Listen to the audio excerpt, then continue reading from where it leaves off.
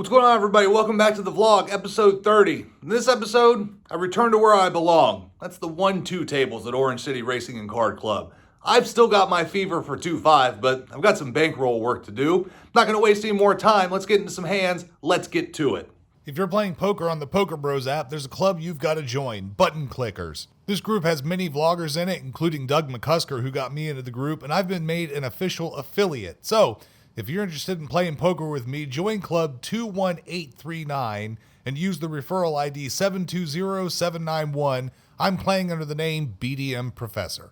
Before I had everything out and set up, I caught myself a little big blind special. There's 4 callers, and when the action gets to me in the big blind, I look down at Queen 4 offsuit, so I check my action. We're off to the flop. The flop is Queen 4-5 rainbow, so I flop 2 pair here. It checks to me, and I bet out for $10. The button is my only caller, so we're off to the turn heads up. The turn is a 6, so now it brings in some possible straight draws. However, I keep firing. I bet $20 this time. The button just calls. That'll be important for later. The river, another 4, so I've voted up. I check, wanting my opponent to take a stab at it, and he obliges and bets $50. I've got a strong hand, but it's not the nuts, so I just elect to call here. I announce my hand, and he angrily flips over 7-8 for the turn straight. That's what happens when you don't raise with the nuts. We're in +1 this time, and we look down at Ace-King offsuit. It folds to me, and I bump it up to $12. It folds all the way around to the big blind who calls. This is the same player from the last hand that I just recapped. So we're off to a flop, heads up. The flop is King-Jack-7, so I've got top pair here. The big blind checks it over to me, and I continue for $15. Feeling the burn from the last hand, my opponent folds. We're in the big blind this time, and we look down at pocket 6s. Under the gun opens the action for $6. It folds around to the hijack who makes the call. It then folds around to me, and I'll set mine for $4 more. I call, we're off to a flop 3 ways. The flop is 8-8 deuce with 2 diamonds, so not a terrible flop for my hand. I check, and under the gun fires off again for $12. The action's on the hijack, and he makes the call, so now I think I'm getting a really good price to continue against a flush draw, so I also make the call. We're off to the turn. The turn is a queen of spades, not a great card. I check, and the action actually checks all the way around this time, so we're off to the river. The river is an ace of diamonds, an even worse card. And there's a number of reasons this is a bad card, as the flush gets there, and it's an ace, which is an over to my pair, but it actually also could be a good card. Since it's the ace of diamonds, it means that no one was drawing to the nut flush, so maybe nobody was drawing to a flush at all, or I can represent the flush. However, I end up just checking, and both players instantly check behind me. Under the gun shows king high, I flip over my hand, and the hijack mucks, so once again, I win. We're in the big blind this time, and we look down at king 10 offsuit. It folds all the way to the cutoff who makes the call. The button looks like he wants to raise, but he ends up just calling. The small blind calls, and so when the action's on me, I bump it up to $15. It folds back to the button, who then min-click 3-bets me to $30. I make mention of what I noticed. You look like you wanted to raise pre-flop. And you stopped. And you called. And you 3-bet me? However, curiosity gets the better of me, and I end up making the call. We're off to the flop, heads up.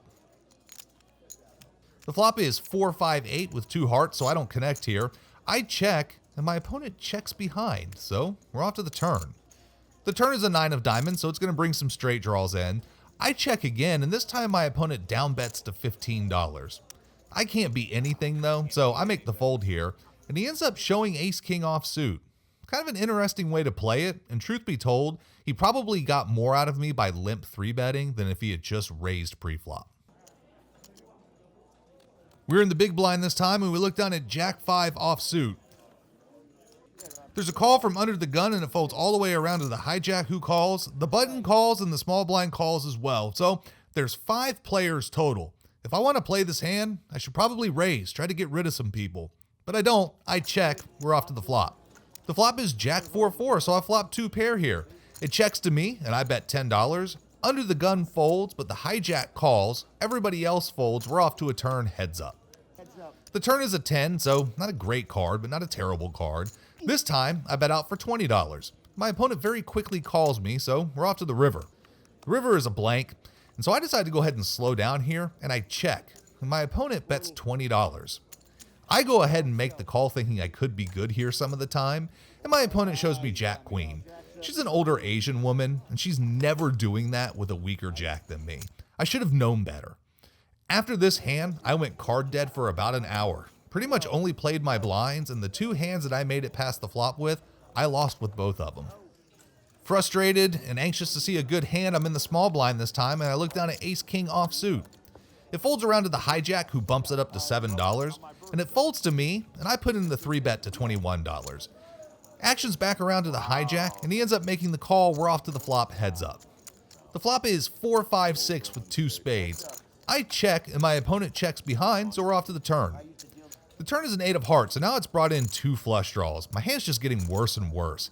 I check, but once again, my opponent checks behind, so we're off to the river. The river is a jack of clubs, so both flush draws bricked out here, and I figure I may have the best hand or be up against something really weak like a pair of 5s or a pair of 6s, so I bet $30. My opponent thinks for a while, and he counts the call out, but eventually he ends up folding. I'm glad I didn't let it go check there, as now I don't have to reveal how badly I played ace-king to the rest of the table. It's the first pot I've scooped in my direction in about an hour, and the truth is I'd leave if I could. The action hasn't been great, and I'm completely card dead. But my car is over at Firestone, so I'm kind of stuck here, at least till 7 o'clock. My table started dying out and finally completely died, and I got moved over to a new table. As soon as I sat down, the guy with the biggest stack decided to rack up and leave, but we're going to stick it out and play some more hands.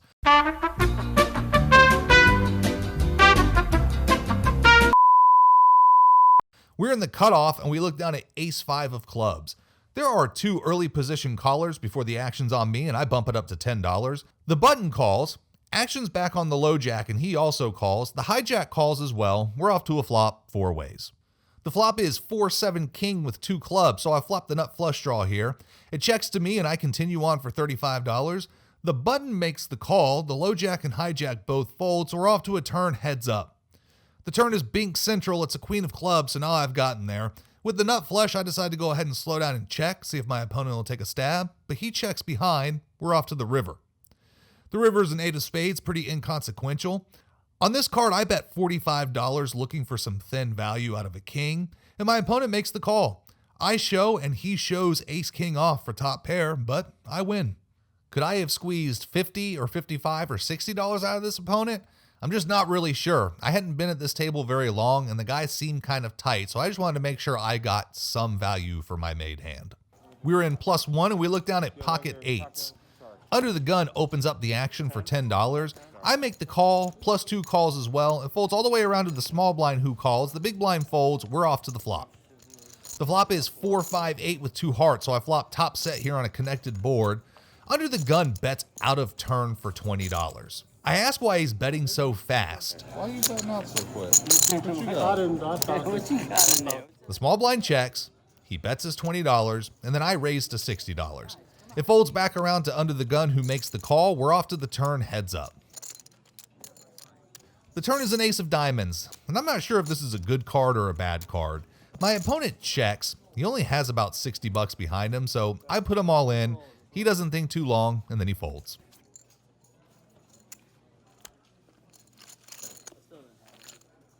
We're in the small blind, and we look down at king 6 of spades. There's a call from +1, and it folds all the way to the hijack, who then raises to $5. It folds to the button, who calls. I make the call, as does the big blind. We're off to the flop multi-way. The flop is king 7-8 rainbow, so I've caught a piece here. I lead out for $15, and then +1 shoves for $35 total. It folds back around to me, and I kind of just have to call here, so I do. I tell him I have a king, and he shows 7-8 for 2 pair. Oh, you have 2 pair? Yeah. Oh, that's bullshit. The turn is a 3 of hearts, the river, a 7 of hearts, boating him up, and he wins this one. We were in +1, and we look down at ace-jack of hearts. It folds to me, and I bump it up to $12. +2 makes the call, and it folds around to the small blind, who shoves for $72 total. It folds back to me, and I'm not crazy about this spot, but I've seen this opponent shove with king 9 suited and queen 8 suited, so I may be ahead here, and I end up making the call. It's back to +2, who's hemming and hawing, not sure what to do. He shows his neighbor his cards, and he asks me, It's good for the blog, right? that caught me off guard a little bit. That's one of the first times someone has acknowledged playing a hand specifically for the vlog. I just didn't know what to think of it. He eventually comes over the top and shoves himself for $108 total. I hate it, but I call. We're going to see a flop. We decide to go ahead and flip our hands over. The small blind shoved with pocket jacks, so way stronger than I thought. Plus 2 shows pocket queens and insists I must have aces. I let him know I don't. The flop doesn't improve us at all, and the turn is a queen, so we are drawing dead to the river, and I lose this one.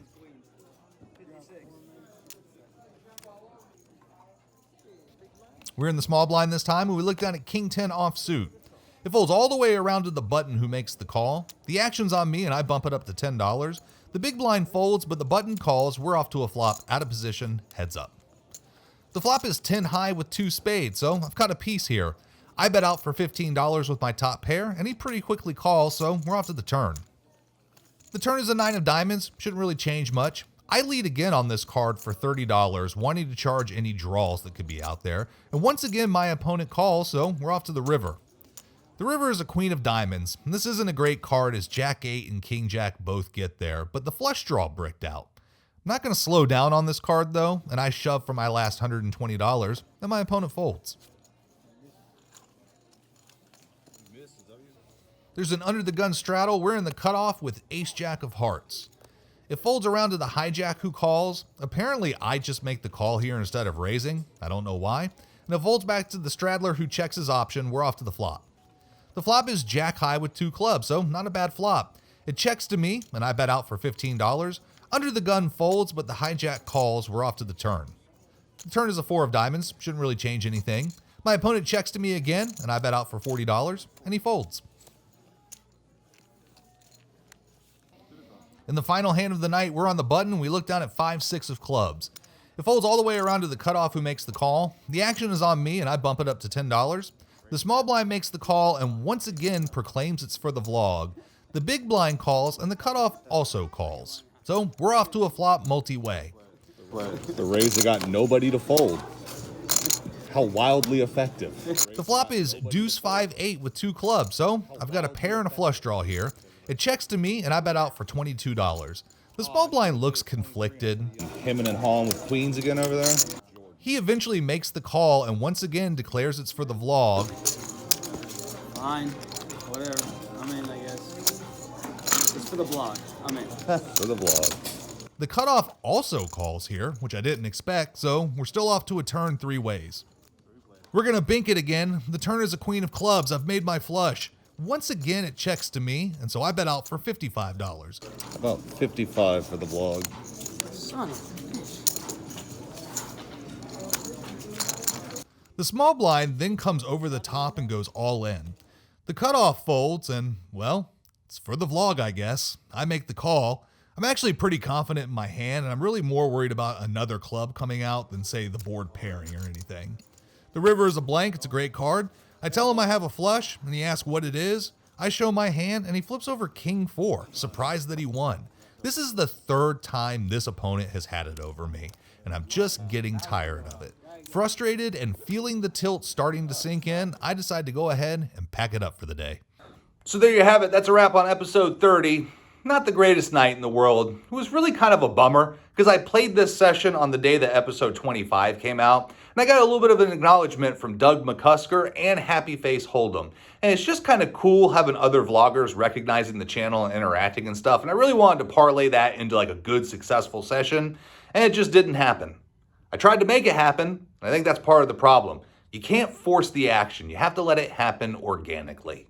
However, I feel it's important for me to put these vlogs out. It keeps me relatable to you guys, because the reality is we all have sessions like this where we have high expectations and high hopes, and it just doesn't pan out that way, or we just don't play well. And I feel that if I don't put these episodes out, you guys are going to know I'm cherry picking and only putting out the winners, and that's not going to make me relatable to you guys. So that's why episodes like these exist. If you enjoy, please like, please comment, please subscribe. Always appreciate it. We'll see you next time. If you enjoyed this video, please make sure to drop a like and subscribe to the channel for more poker content. And you can follow me on Instagram at 7cardflushpoker.